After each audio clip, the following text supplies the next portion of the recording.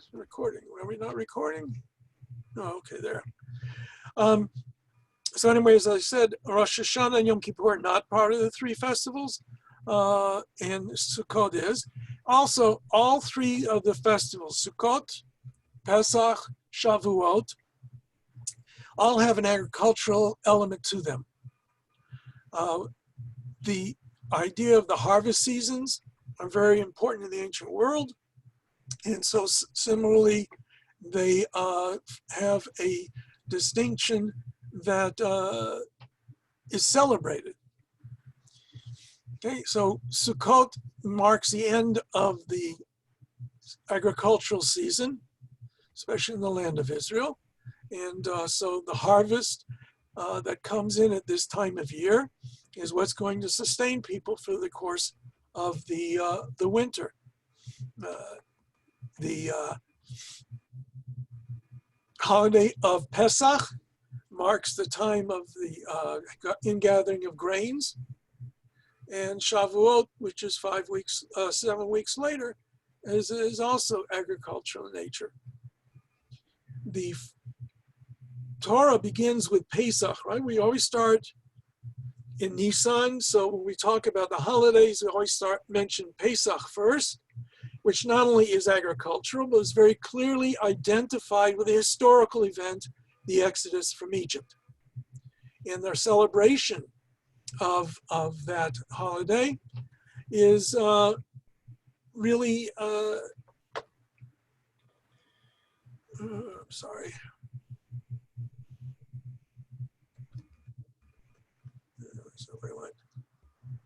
I don't know why you keep popping up there. You're not on mute. Okay, there you are. Now you're on mute. But now your fix is there. I don't know. Your problem tonight. Okay. So much for me doing, just watching me. Okay, so Pesach, the Seder, the going out of Egypt, all of the things that surrounds the Passover holiday is connected with Exodus from Egypt. Yetziat Mitzrayim. The holiday of Shavuot commemorates the giving of the Torah. 7 weeks after Passover, indeed, the way we determine when Shavuot is we're told in the Torah that we're going to count Chamishim Yom, Shiva Shavuot, 7 weeks. That's why it's called the Festival of Weeks, Shavuot.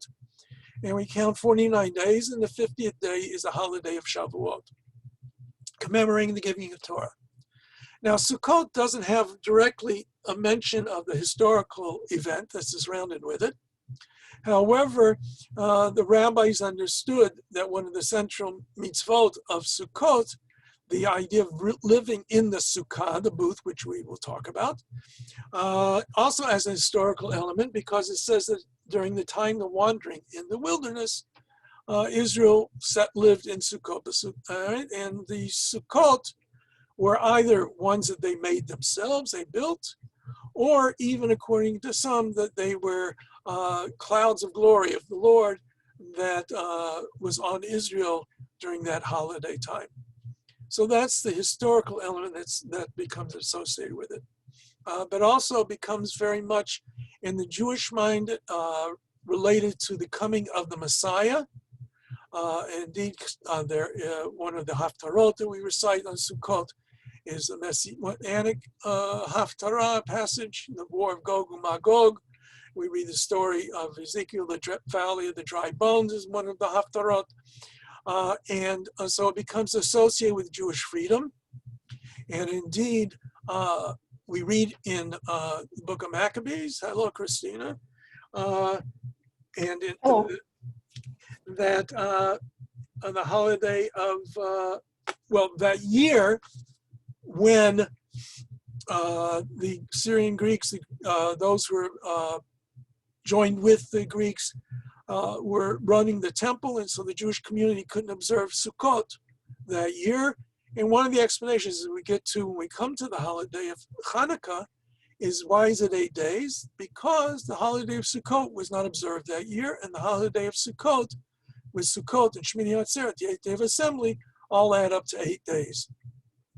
And also the symbolism of the lulav and etrog, we will see a little bit later on tonight, becomes associated with freedom and became an emblematic of coinage. For coins, the Bar Kokhba revolt used the symbol of the lulav and etrog during that revolt.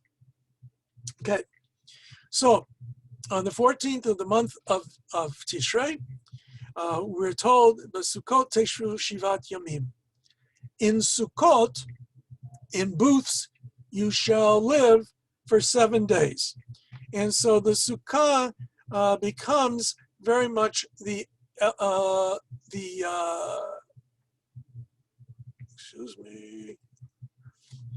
idea of what we're supposed to celebrate. Well, where is that?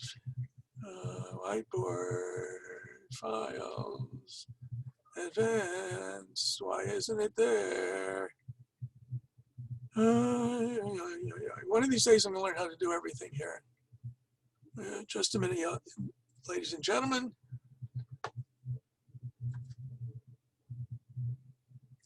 Let's see. So I have to try and get that back here. All right.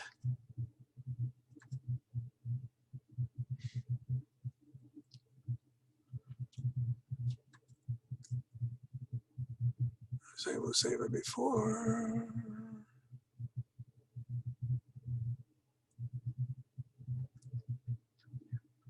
Where are you?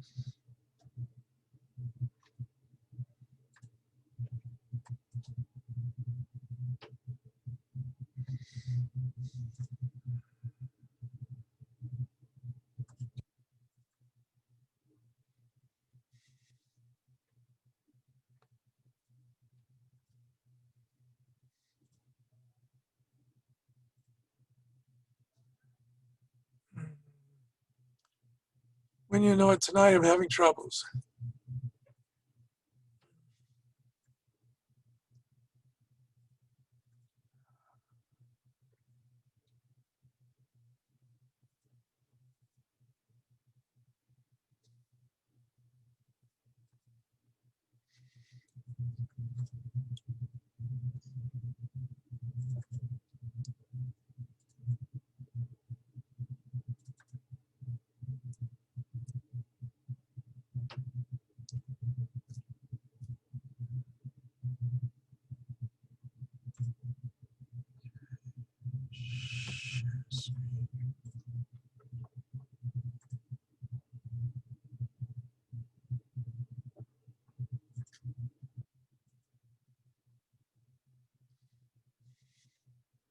Why won't that work? Okay, ladies and gentlemen, I did it last time I wanted to.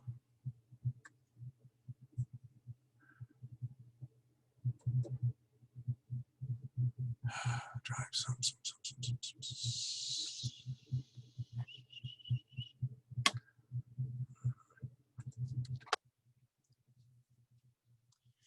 All right, I'm going to try one more time and then I'm going to have to call it quits.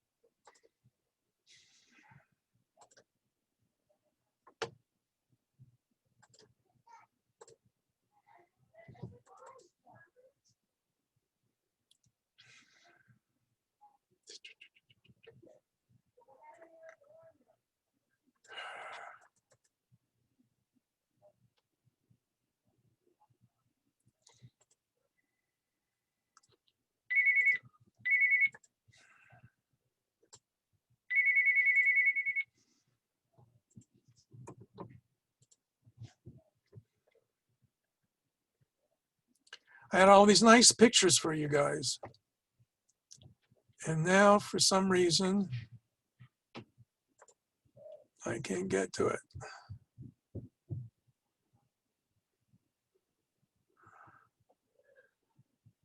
Why do they change things for me? You're sharing the screen now. Yeah, but you're not seeing anything, are you? Just a white screen. A white screen. Yeah, that's not what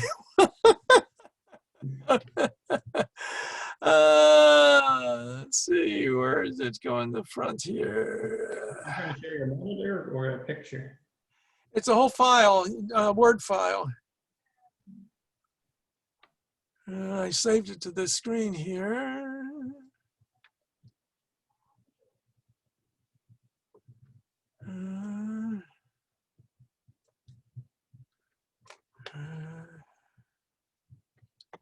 Hey, Rabbi, Yeah. in case it doesn't work, maybe you can just email us the Word document and we can all look at it. Well, you know what? Maybe that, yeah.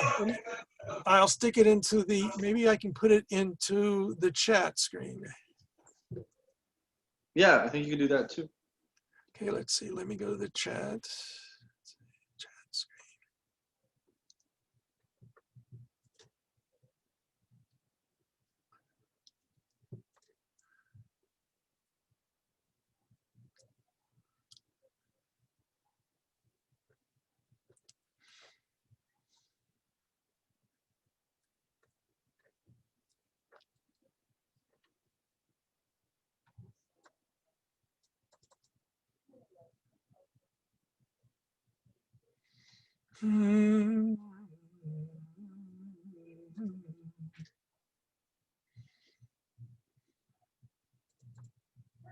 I'm not doing too well on this one. So Rabbi, in the chat area, what I see is I see an icon that says file. I'm not Yeah, sure if I'm it's trying to something. find the file, Yeah, and it's. I've never gotten really good with this particular version of Windows. yeah, that's okay. And so, well, while we're Yeah. looking for it, all right, I'll talk and search, I hope, at the same time.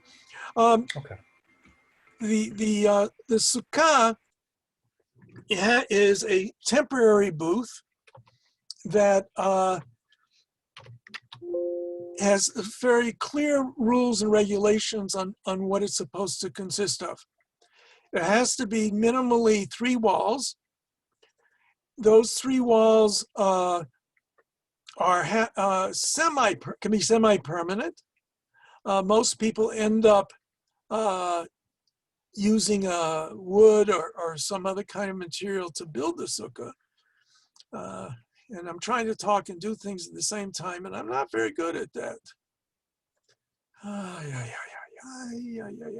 And you're all getting very bored with me tonight. I apologize. No, we're all looking at pictures of Sukkot on the internet. No, you are. That's what I had. Advance portion of screen. No, that doesn't do much good. It's a nice screen. Stop share. All right.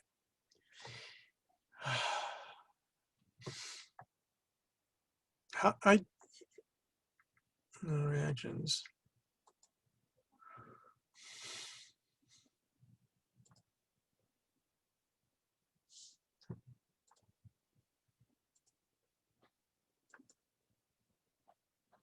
Why won't I?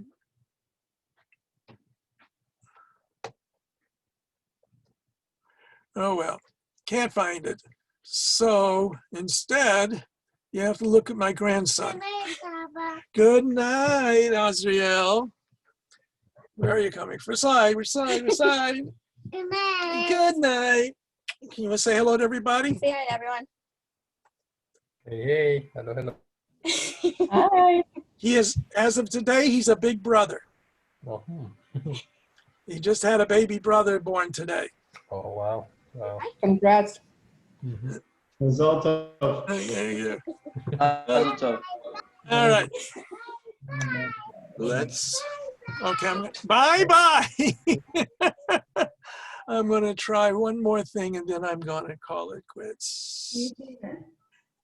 I'm sorry?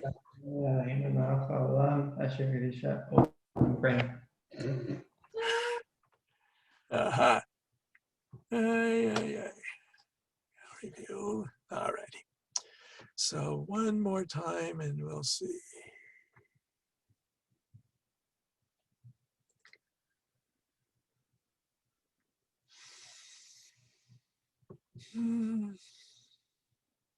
Rabbi, how many grandchildren do you have?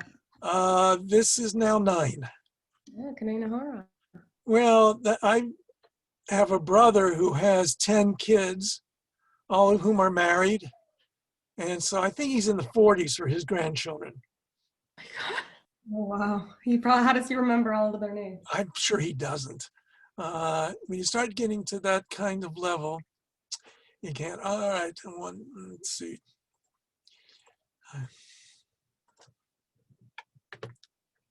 I will just have to mail you, I guess. Let me.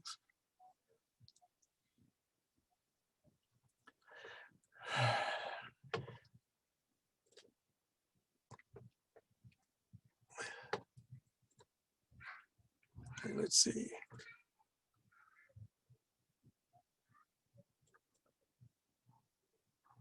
Oh, why isn't it there?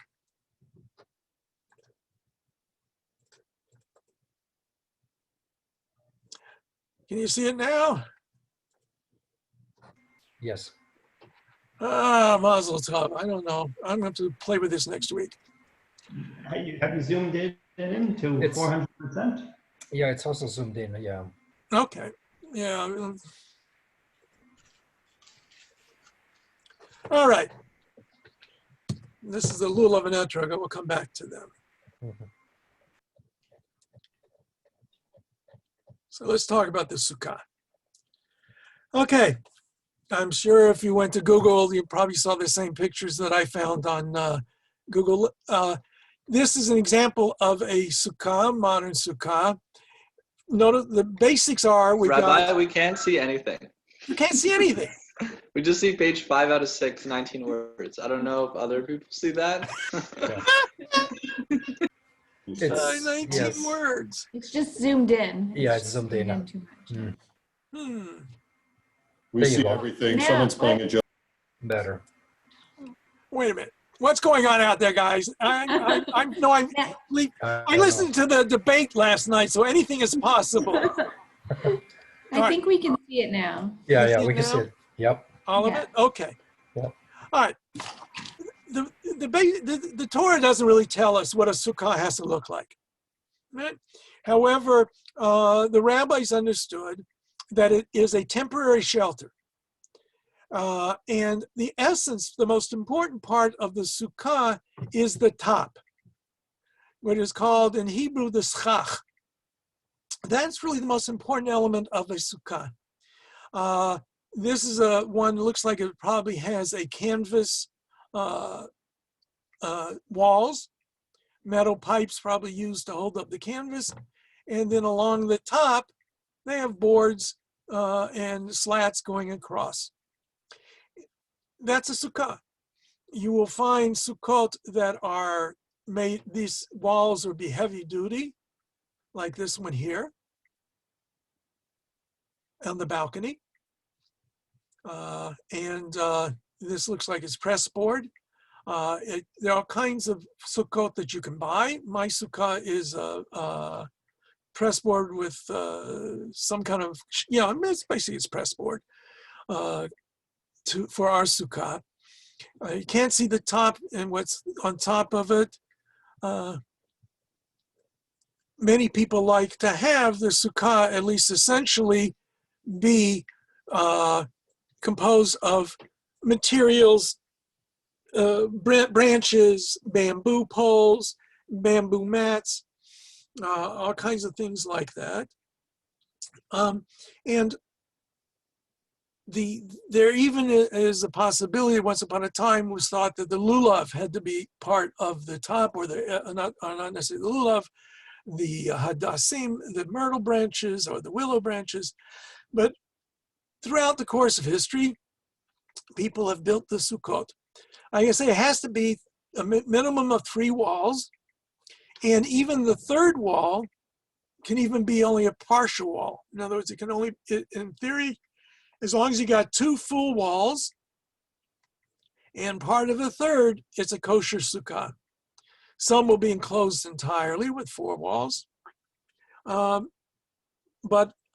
then some, there were wealthy people in Europe, and I've seen it actually in the United States, that would have part of their house built in such a way that the roof over part of it could be lifted up. And you would have bamboo or other branches underneath the place where the roof would lift up, and that would be their sukkah. These walls can be non-permanent walls. They can be permanent or non-permanent walls. And some people will build their sukkah so that the wall of the house might be one of the walls. Okay? So the main halachic issues are: the roof has to be made of natural material, and it has to be able to something that grows from the earth. It cannot be a utensil. For example, you can't use the handle of a hoe, or a shovel, or metal for the covering. And it should be open to the sky. Above it, it has to be set up so that you can see the sky. The amount of roof material that you use is supposed to be big enough so that, thick enough, that the shade, when the sun is shining down on it, the shade is greater in amount than the amount of light that comes down through the sukkah itself. Silta meruba mishemsha, the shade more than the shade more than the sunlight. However, it's not supposed to be so thick that if it rains, some of the rain can't get through. And this is really, like I said, this is the essence of the sukkah. The temporary quality, the idea that we are very dependent upon God when we're in the sukkah. Where the elements of nature are felt. Now, the Torah, of course, was written in the ancient world at the time in the Middle East. This time of year in Israel usually is just before the rainy season, and it's relatively warm still. And so the sukkah is relatively easy in terms of that. When you come north, well, today it was raining. Fortunately, I got my sukkah all finished being put up today, but it was raining on the sukkah. I've been in a sukkah when the snow was falling. I've been in a sukkah bundled up in heavy coats in order to be in the sukkah. The mitzvah, it says, we're supposed to live in the sukkah during the 7 days of Sukkot. What does it mean to live? Well, essentially, the most important element is to have our meals in the sukkah. And in the northern climes, a lot of people are lenient on whether or not you spend all of your time in the sukkah. Ideally, you're supposed to make the sukkah like your permanent home, and your home your temporary shelter during the holiday. To eat, to drink, to sleep even in the sukkah, to do everything you can in the sukkah. And there are those who will, even here in Toronto, spend their time in the sukkah, even when it's cold. And on the other hand, in Eretz Yisrael, it's a little bit easier. Now, if you will see here, this sukkah is on a balcony. I guess that's a balcony, fire escape balcony. One way of knowing in Israel if it's a religious neighborhood is not just because you can see the Sukkot. is because you can see where the way the buildings are built. In Israel, most apartment buildings, and most Israelis live in apartment buildings, are built with at least some kind of a balcony, a mirpeset. And in a religious community, the places where we are built and designed for religious Jews who are going to be living in that neighborhood, they always make sure that the balconies, the mirpasot, the porches, are set up so that you have space underneath. So, this one here, you can go all the way up to the sky. There's no sukkah on top of it. This one here, the way the balcony is, gets it up to the sky. They're on the top floor, so they have no problems. These people down here, they may have their sukkah upstairs and may have it in the parking lot. Okay, I was talking, one of my friends was describing the fact where his son lives in Israel. There's very little space for Sukkot. They don't have these kinds of porches. And so they take their parking spaces up. Some buildings don't have parking spaces, so they take the street up. So it's kind of hard to drive down the street where those in that neighborhood. But now this idea that it has to be open to the sky means if you're building a sukkah in your yard, you can't have a tree hanging over it. It has to be open in such a way that you can go it up to the sky. Now I know in some Reformed congregations, as kind of a memorial remembrance, they will build a sukkah in the synagogue. Well, it's not really what we'd call a kosher sukkah. If you don't have space above it to the sky, open to the sky, it's not a kosher sukkah. Now, sometimes you may have just a very small space. Let's say, well, this has got a big mirpeset here, big balcony. But let us say it's stretched over this guy here, and it has a little bit of space between the two balconies. And that little space would be the actual kosher area of the sukkah. And so then they would make sure that they were in the sukkah for that. Now, since we're supposed to be in the sukkah, and eating is the essence of the living in a sukkah, at least the holiday meals, the first 2 nights of Sukkot, the daytime during Sukkot, at minimum, are supposed to be eaten in the sukkah. You make kiddush, you hamotzi, you eat your meal, everything there. And indeed, the Shulchan Aruch writes that if it rains, you're supposed to wait hours in order to be able to make kiddush in the sukkah, hoping that the rain will cease before you make the kiddush in the sukkah. I don't know how, I leave that to your own good judgment what your circumstances are.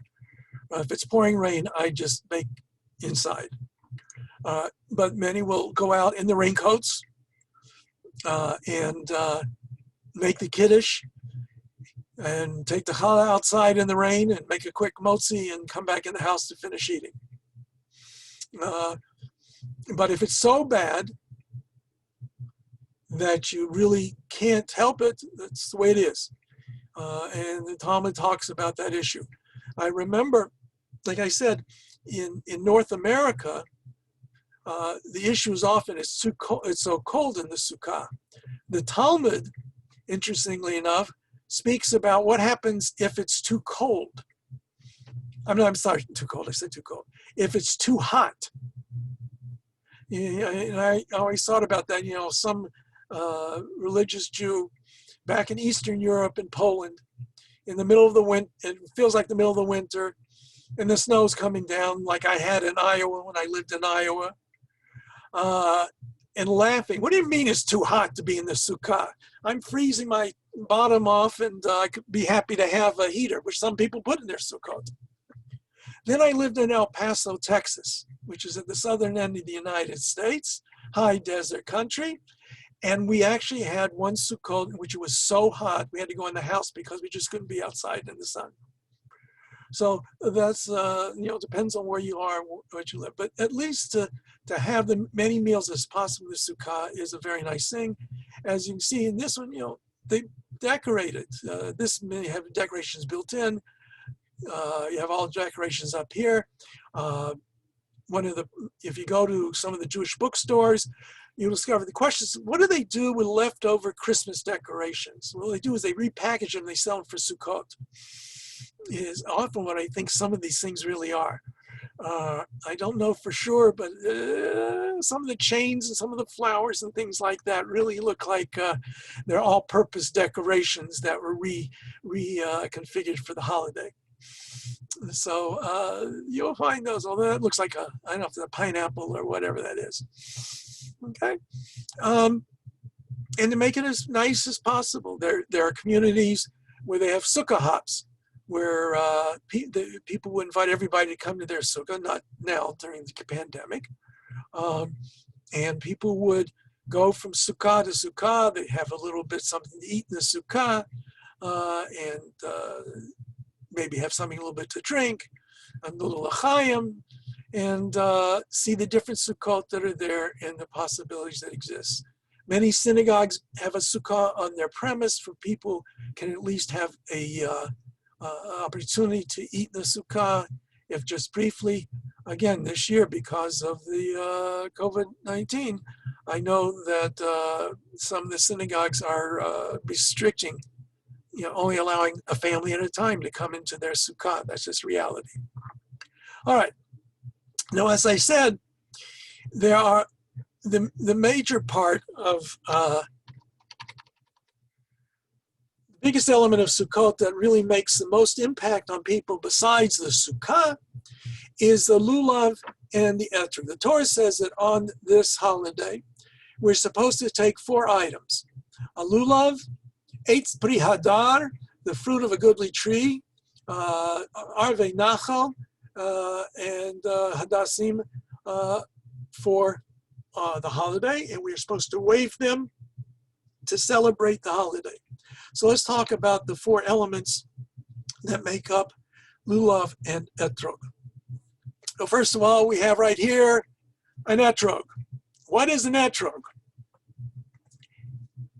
It is the strangest citrus fruit that you can ever come across. The only use that I know of an etrog, or called in English a citron, in this day and age is for the holiday of Sukkot. And if you want to buy one very cheaply, wait until after the holiday is over and you can buy them very cheaply.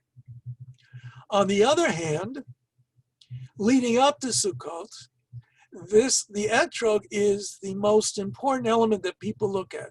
This is a pretty good, decent example of an etrog, and it is elongated. It's not round.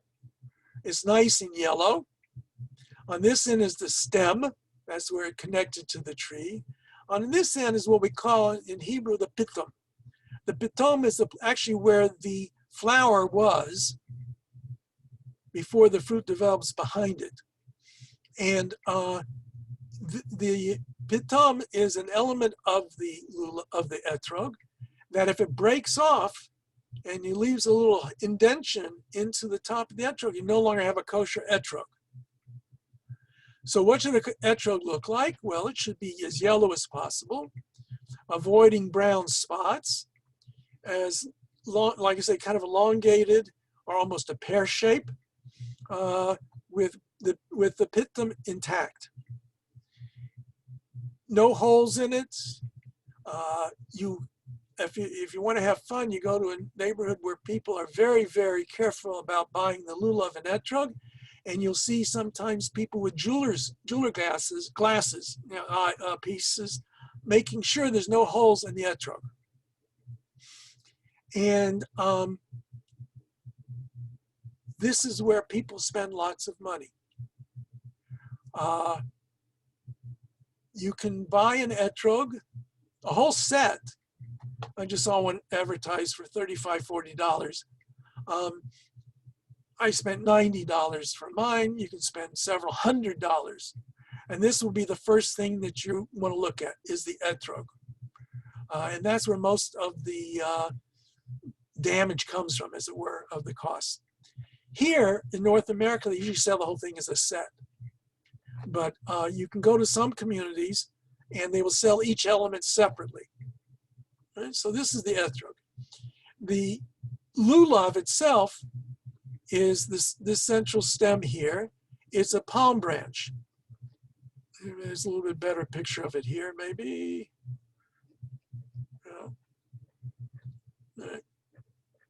Okay. Before the palm opens up into the whole wide thing, it has a very narrow, straight growth. And this is the lulav itself, the branch. The idea is you have a central spine to the lulav, and hopefully you have one that does not have any tears in it, should not be split at the end. Often you have still the brown left over from the external part of the lulav. That's not really a big deal. And then you have the two other elements. You have, first of all, the myrtle branch. The myrtle has to be of such a kind that the three is a bunch of three leaves coming up, and you have to have three leaves that come together all the way up the branch to the end. And you have to have three of those, three myrtle branches. And then the willow branches, two of them should be nice and fresh, nice and green. Only certain kinds of willows are kosher, some are not. They will usually, they sell both of these usually in sets.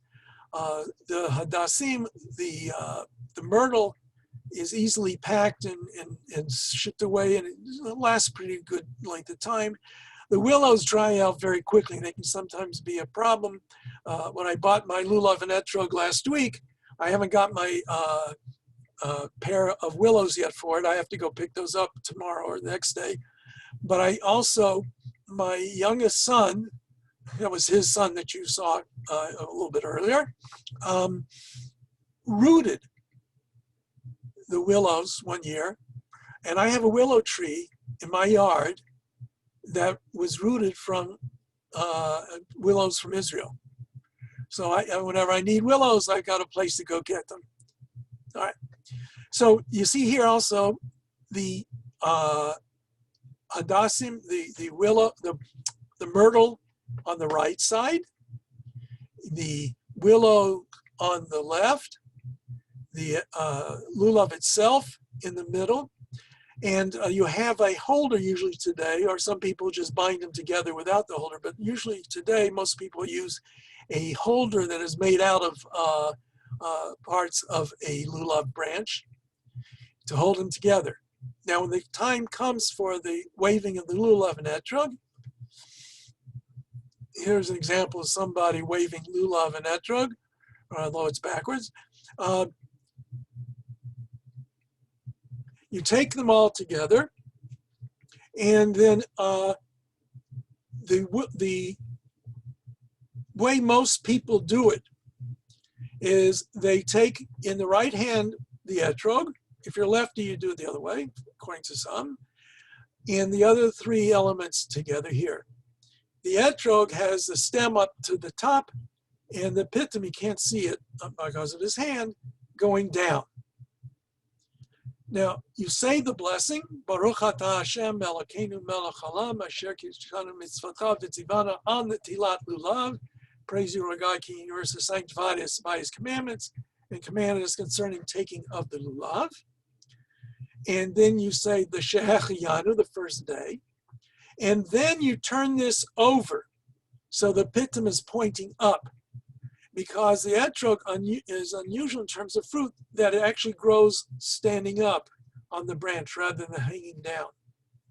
So this way, you say the blessing before you have all of the elements the way you're supposed to wave them. Now, when we take the lulav and etrog at the beginning, we say the blessing, and then the tradition is that we wave. We take the lulav and etrog, and we wave it 3 times. We start off, according to most traditions, we face east. And I'll explain this in more detail in a moment. You wave it 3 times east, 3 times south, 3 times west, 3 times north, 3 times up, and 3 times down. The compass points, heaven and earth. I really think it's meant to symbolize the desire for God's blessing. Remember, it's an agricultural holiday. In Israel, it's beginning to be the rainy season. Rains usually start falling around Sukkot time, hopefully a little bit after Sukkot. The waving of the lulav and etrog, they make a sound. It sounds almost like the rain might make hitting on the branches of a tree. And so this becomes a very symbolic way of asking God's blessings for agricultural produce for the year to come. And indeed, on Hoshana Rabbah, which is the actual last day of Sukkot, there are a number of prayers that are recited are very much in tune with the agricultural needs and ask God to protect the crops, ask God to keep away the insects and worms that destroy crops. And so we have this idea of nature's needs, of looking to God to grant those needs in the upcoming year, symbolized, I believe, through the use of these elements. Now, a sociologist of religion might see this as a kind of sympathetic magic. You know, we're waving them and, you know, that God should answer us or something. And the truth be known, my father of blessed memory did not really like the holiday of Sukkot because of this. He didn't like the waving and the lulav and the etrog. But if you see it as a means of concretization of our prayers for the crops, most of us are not farmers, but we depend upon the farmers, we depend upon the crops, we depend on all those things. And so therefore, it is extremely important that we take note of it. Furthermore, during the course of the service, in the morning service, the Shaharit, after we do the Amidah and the repetition of the Amidah, we recite Hallel. Hallel is a series of psalms praising God. The word in English, hallelujah, derives from that. The word hallel means praise. The final is God's name. So praise the Lord is actually the translation of what hallelujah means. And you will find some pious Jews will not say the word. They will say hallelujah. So they don't say the name of God. So during the course of the Hallel, which are, like I said, are a number of psalms, during part of that recitation, we again wave the lulav and etrog to all the directions. The shliach tzibur, the cantor, the person conducting the service, does it first, and the congregation follows suit, waving them in the different directions. Again, asking for God's blessing. And then, in the Ashkenazic tradition, at the very end of the service, we have what is called the Hoshanot. The Hoshanot, we ask God to save us, grant us his protection. Traditionally, we walk around the synagogue. Those who have the lulav and etrog and their kids and whoever wants to hang along will circle, usually they make sure they circle the reader's table where the Torah is read from. Those synagogues that have it in the middle, it's relatively easy to do. And you circle around the synagogue one time, reciting these special prayers of asking for God's help and to watch over us. So Shana, Shana Tzlichana, all of these are asking God's protection and his goodness for us in the upcoming year. That is a moving from what took place in the ancient temple. We know in the temple there was a ceremony similar to this, just using though the willow branches, in which the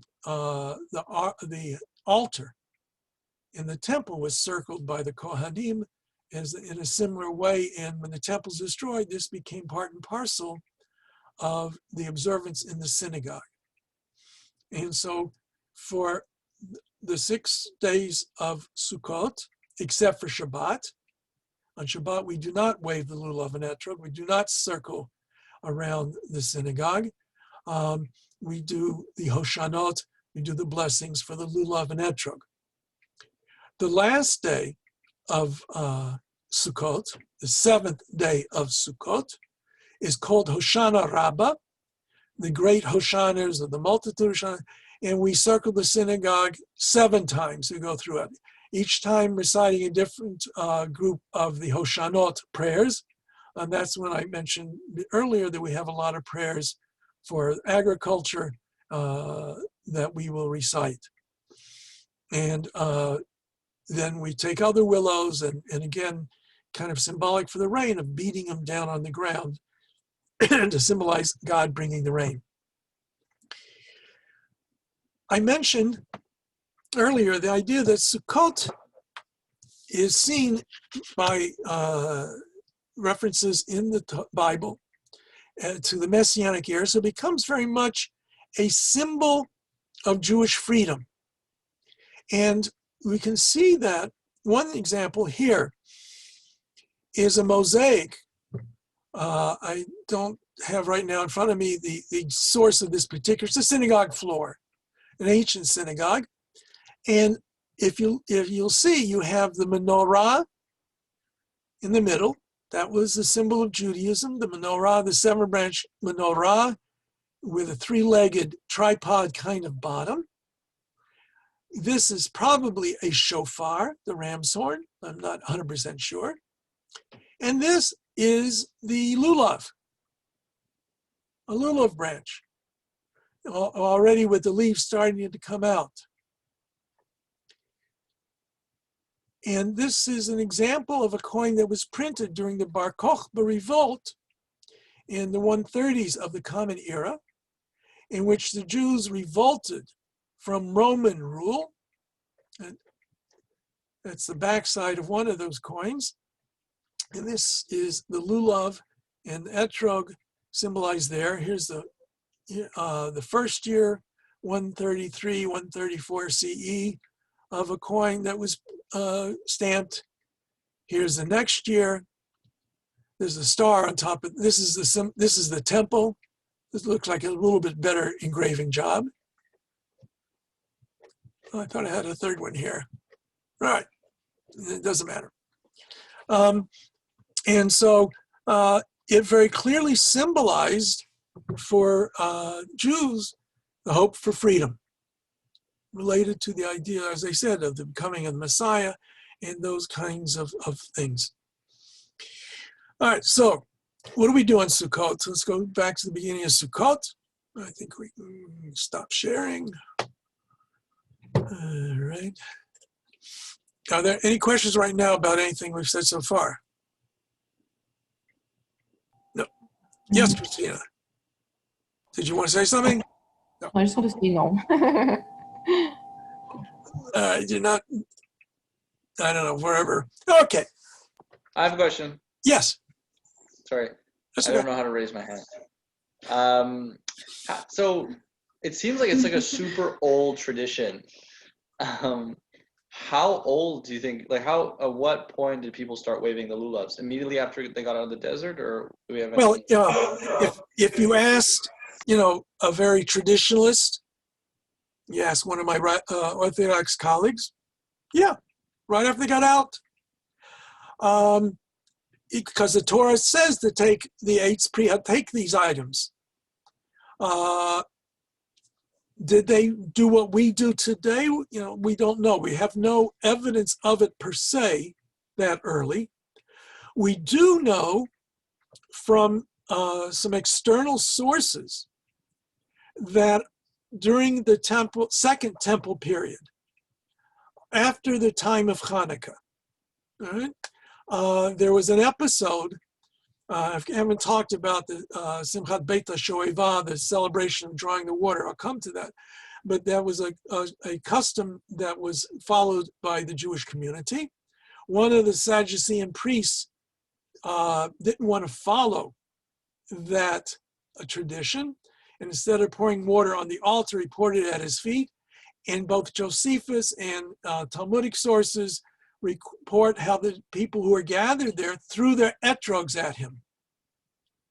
So we have proof that they were there in the Second Temple period before the rabbinic age really gets going, having an etrog. Beyond that, we can't say for sure.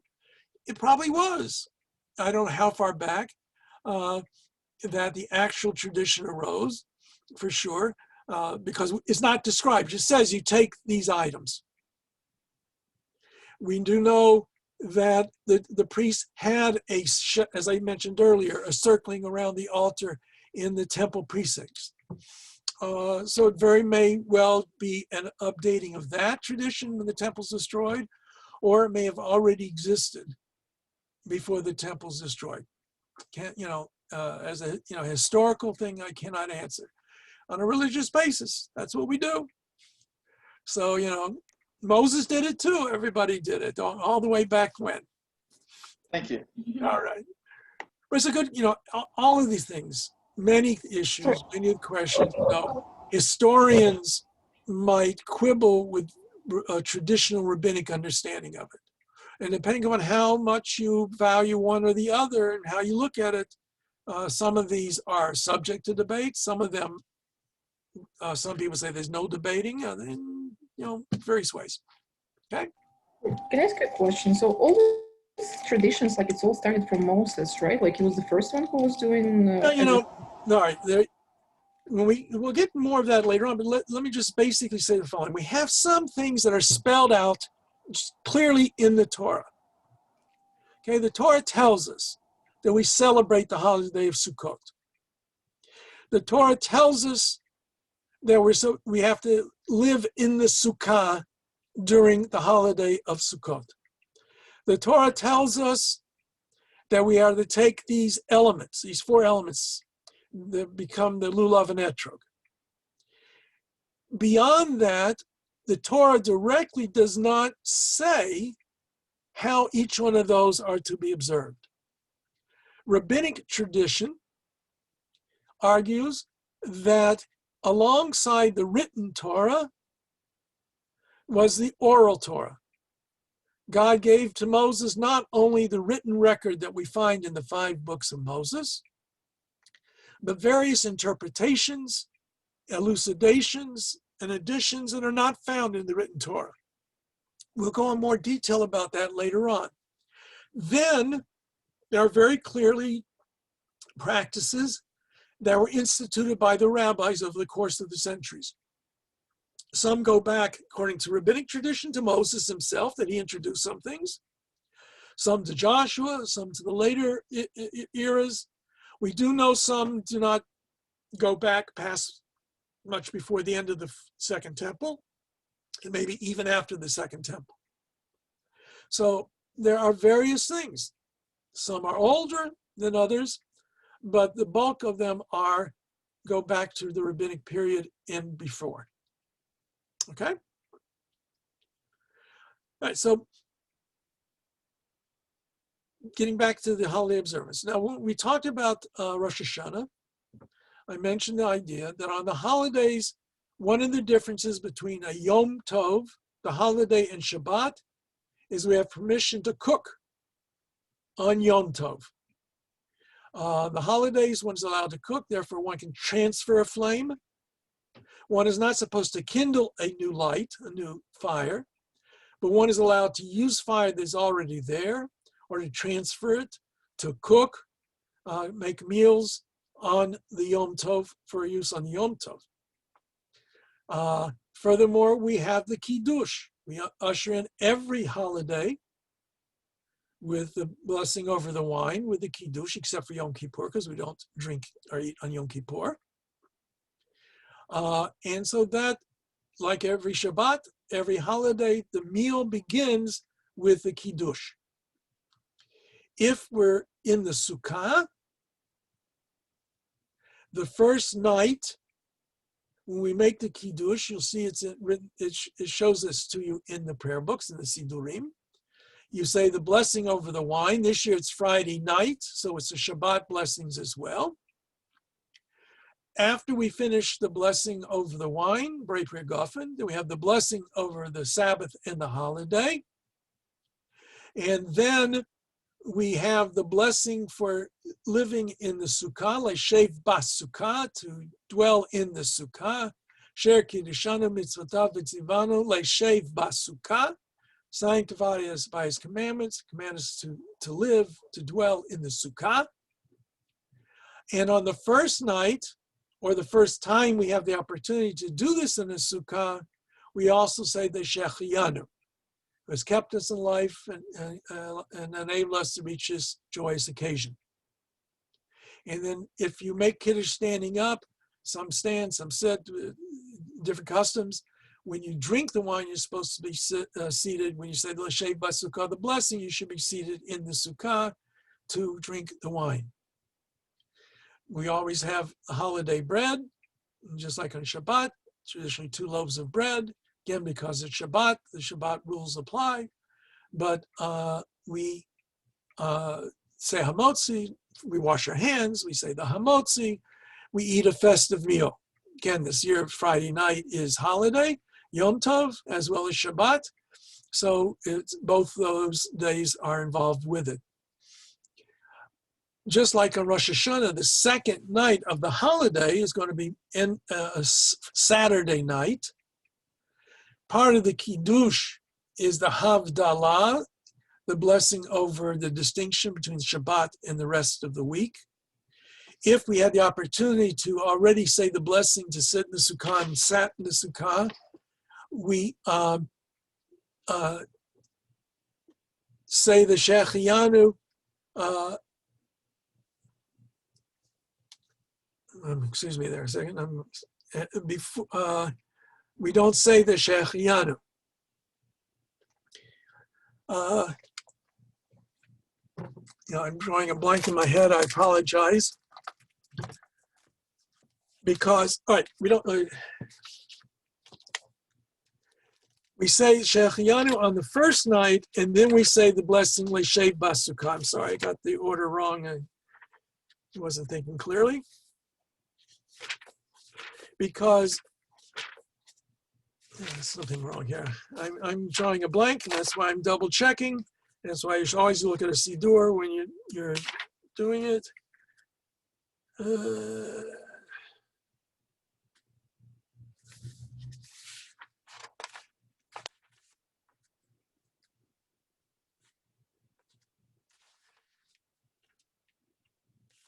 Let's get a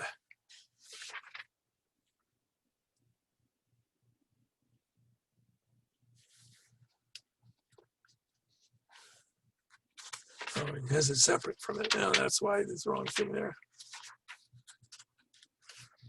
Finish for Sukkot. Should I grab the Moxer instead and have it?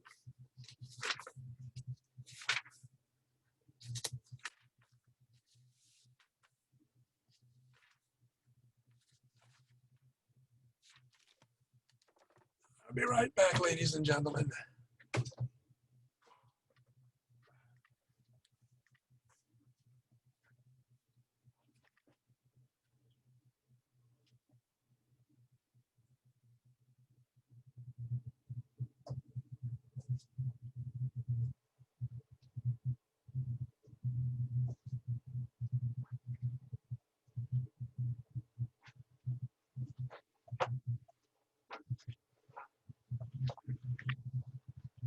I'm sorry, I should remember this, and I'm drawing a blank on it, so let's do it the right way, make sure you got it correctly. So when I ask you on the test, you can say, but Rabbi Berman, you forgot. That's true, I did.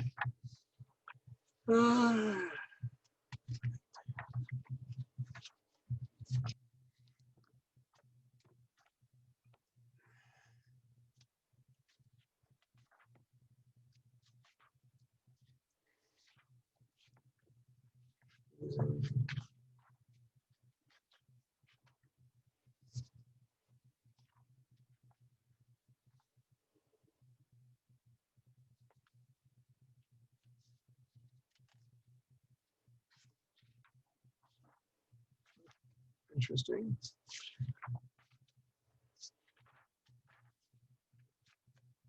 Okay. As it says, the first and 2 days of Sukkot. The first night we say the blessing, then we say Leishev Basukah, and we say Shechayanu at the end. Right? That's because the Shechayanu applies to the holiday, and it applies to sitting in the Sukkah, because we haven't been in the Sukkah yet this year, and so we have that order of the blessing. First night, the Shechayanu was said at the tail end. The second night of Sukkot, Saturday night on Sukkot this year, what happens is we've already been in the Sukkah, presumably, and since we've already been in the Sukkah, we don't say Shechayanu on the performance of the mitzvah of Leishev Basukah, of sitting in the Sukkah, but we do Shechayanu in reference to the holiday because of the issue of the doubts. Remember the whole issue going back to the calendar, that because of the calendar, there were, when originally they would have people come to see, to testify they saw the new moon. Therefore, they would not necessarily know for sure, if you live far away, when the holiday really is supposed to begin. So that's that issue of doubt. So we say Shechayanu the second night for the holiday, but we don't say the Shechayanu for sitting in the Sukkah. Therefore, the Shechayanu comes first, and then Leishev Basukah on the second night. In the morning, we make Kiddush in the Sukkah for our lunch. Again, we say the Brei Pri Hagafen, we say the blessing Leishev Basukah. Whenever we eat in the Sukkah, we're going to have a meal in the Sukkah, we should say the bracha of Leishev Basukah, to eat in the Sukkah. Okay. Biblically, the Sukkot is 7 days. The first day is a full-fledged holiday. The next 6 days are what are called Chol HaMoed, literally the weekdays of the holiday, as it were, weekday of the holiday. If one has to go to work, the different rules and regulations on that. Most people do today have to go to work, and so they try to make it as festive a time as possible. Some will not work during the intermediate days of Sukkot. A lot of the Jewish schools don't meet during the intermediate days of Sukkot, Chol Moed Sukkot. Each day we recite Hallel, we recite a Musaf, we recite the blessing over the Lulav and the Etrog and wave it during the Hallel.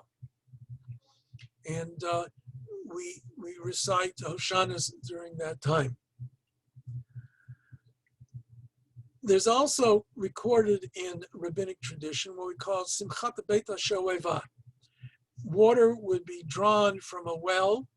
It was brought to the temple, placed on the altar, poured on the altar. And that was a very joyous occasion. The rabbi said, if you've never seen joy, if you have not experienced Simchat Beit HaShoeva. So a lot of communities today will have parties, a special kind of celebratory things taking place during the course of the other 6 days of Sukkot, and they call them Simchat Beit HaShoeva. You can read about that more elsewhere, but because it's getting late already, and I see the time is flying. As I said, the seventh day of Sukkot is called Hoshana Rabbah. The service is a longer service because we make it partially like a Shabbat morning service. We march around the 7 times with the Lulav and Etrog, and we have a number of extra prayers that are recited, according to some, because this is really the end of the judgment period. If you didn't quite make it through Yom Kippur without getting your final judgment, this is the last chance. And so everything, if for sure, is finally signed and sealed for the year on Hoshana Rabbah. Immediately after Sukkot is technically a different holiday. It's called Shemini Azeret, the 8th day of gathering, the 8th day of assembly. And in our prayers, we actually take note of it that way. We're not required to eat in the sukkah on Shemini Atzeret. Some do on the night of Shemini Atzeret. Some do not. We don't take the lulav and etrog on Shemini Atzeret. We have a kiddush, just like we do on any of the holidays. Special meals, just like we do on all the other holidays. It is a holiday, not supposed to work. You're only allowed to transfer flame. But the major element that we have associated with Shemini Atzeret is the prayer for rain. Now, I noted before that in the land of Israel, there is a very clear distinction between the rainy season and the dry season. The early part of the autumn, October, November, is when the rainy season begins, and it ends by the springtime. And if you don't get rain, the likelihood of the farmers having crops survive is very poor. So the bringing of rain was very important to the ancient world. And so on Shemini Atzeret, the 8th day of assembly, we recite a special prayer for rain. And then from Shemini Atzeret until the holiday of Pesach, Passover, part of the Amidah has an additional line, which we say, Mashiv HaRuach Umorid HaGeshem, talking about God who caused the winds to blow and the rains to fall. And we recite that all the way up to Pesach. And Pesach time, we no longer recite it. And some do say Ma'orid Hatal, they cause the dew to fall for the summer months. But the standard Ashkenazic tradition is not to say that. Sephardim do, some Ashkenazim do as well. And in the land of Israel, they all do.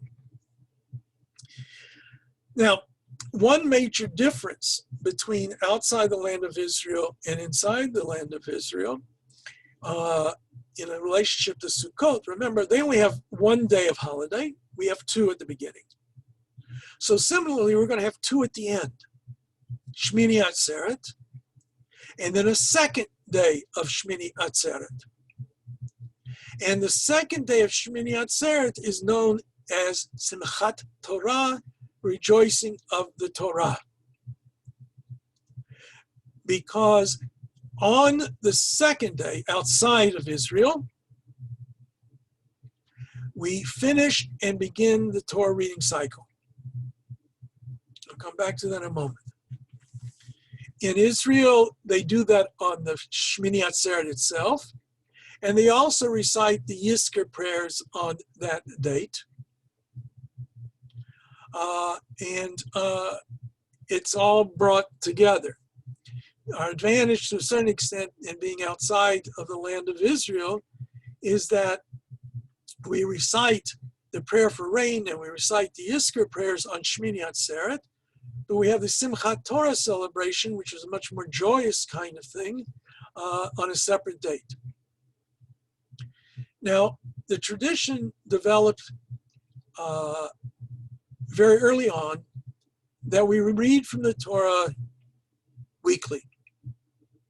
According to the Talmud, Moses himself established that once a week we would read from the Torah on the Shabbat, and various other days from different sources.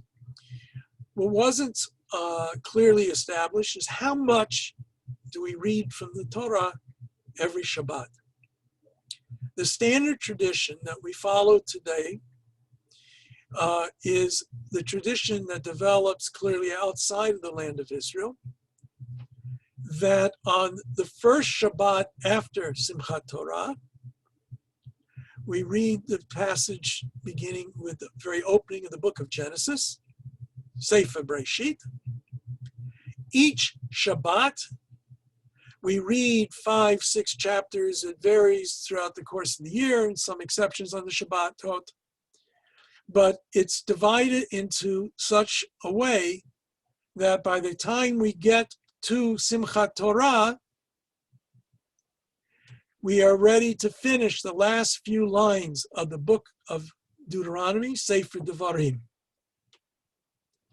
And so what happens is, Simchat Torah night, we start the celebrations. We take all the Torah scrolls out of the Aron HaKodesh, and we march around the synagogue again 7 times, and singing and dancing. In traditional synagogues, only the men do it. In non-traditional synagogues, women may be involved in carrying the Torah scrolls, and the singing and dancing can go on for a long time. And then the standard practice is that we have one of the Torah scrolls that is rolled to the end of Deuteronomy. And that night we read either 3 or 5 aliyot, 3 or 5 people called up to the Torah. We don't quite complete Deuteronomy that night. Then the next morning, we repeat the process. Take the Torah scrolls out, dance around the synagogue 7 times, again with singing and dancing, and it can take quite a while. Sometimes there's a little bit of l'chaim going on. Some people take a little bit of schnapps during the course of that time. When we finish the dancing, we finish the circuits, we retain 3 of the Torah scrolls. 1 Torah scroll is rolled to the end of Deuteronomy. 1 Torah scroll is rolled to the beginning of Genesis. And 1 Torah scroll is rolled to the middle of Bamidbar, the book of Numbers, for the account of the Musaf offering of the day of the holiday. And then again, standard practice is, again, in the traditional world, since only men have aliyot to the Torah, every man in the congregation who so desires can be called up to the Torah. Some places what they do is they have lots of Torahs that go in different corners of the room or rooms, and they have different Torah readings going simultaneously. Some, depending on the number of people, will call up group aliyot. A bunch of people come up together for the aliyah. Varies from synagogue to synagogue and how they practice it. In the end, once everybody has had an opportunity to be called up to the Torah, the honor of the last aliyah is given to an individual who's honored by the synagogue, by the congregation, and he's given the title of Chatan Torah, the bridegroom of the Torah. He is given the honor of saying the blessing for the last passage that we read from Deuteronomy, telling of the death of Moses, ending the Torah. He is thus honored in that manner. Then that Torah is lifted high, and a second Torah that has been rolled to Genesis is brought forward, and a person is called up, and that person is Chatan Bereshit, the bridegroom of Genesis. I'm using the masculine because, in the traditional world.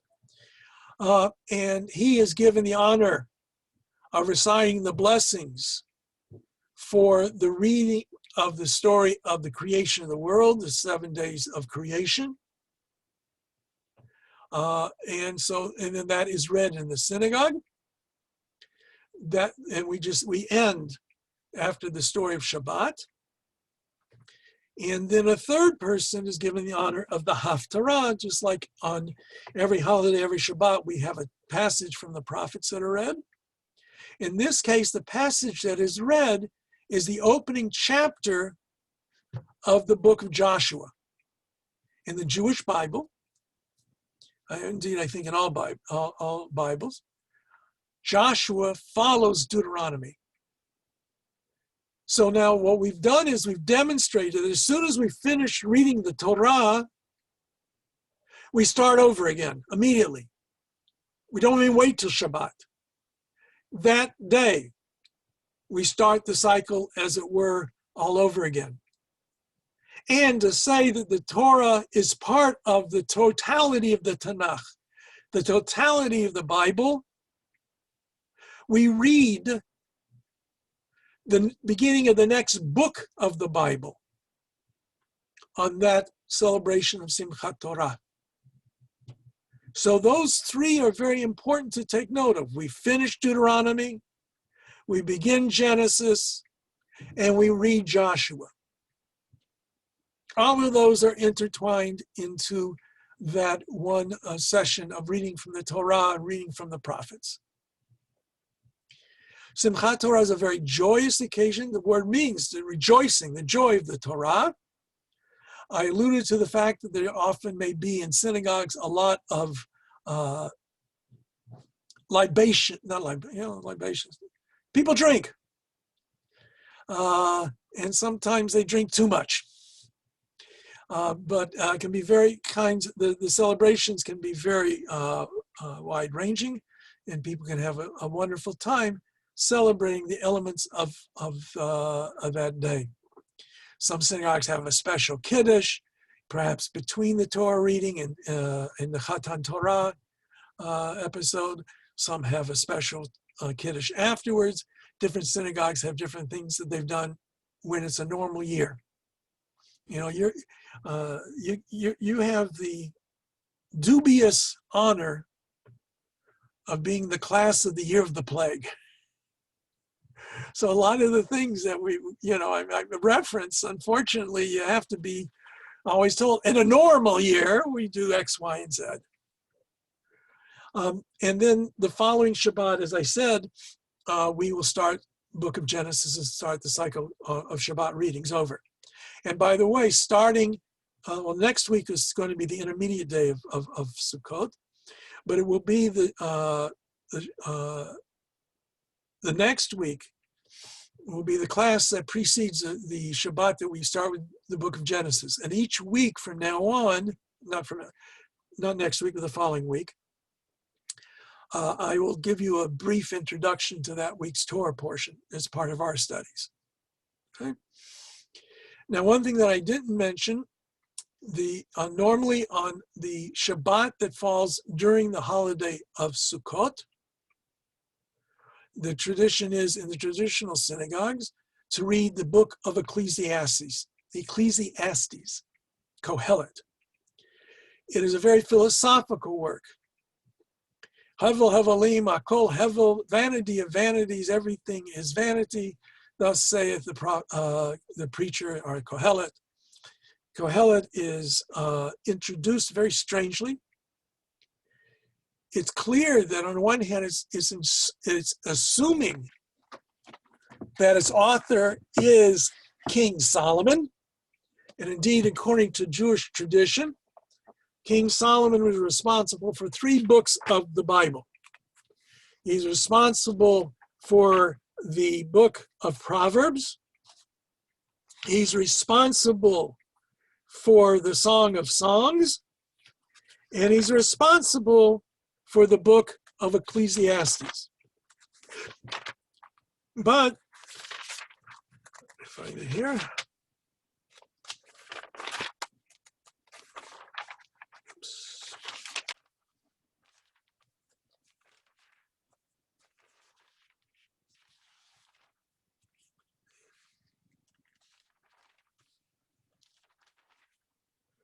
So Ecclesiastes famously begins, the words of Kohelet, son of David, king in Jerusalem. Now the thing is, Kohelet, son of David, we have no other record of anyone who was called Kohelet, who was a son of King David. Furthermore, later on, he describes himself as being the king. So the tradition assumes that this indeed are the words of Solomon, and he chose for various interpretations to use the title of Kohelet, or preachers, or sometimes assembler, to gather together as his title. Hevel hevelim akol hevel. This translates futility of futility. Some translate vanity of vanity. All is vanity. What profit does man have for all his labor which he toils under the sun? A generation goes and a generation comes, but the earth endures forever. Sun rises and sun sets, then to its place it rushes, there it rises again. The basic theme seems to be running through Kohelet, that there is a continuous cycle that doesn't change, nothing new. Ein chadash tachat Hashem, she says elsewhere. There's nothing new under the sun, under the heavens. And so he describes an experiment.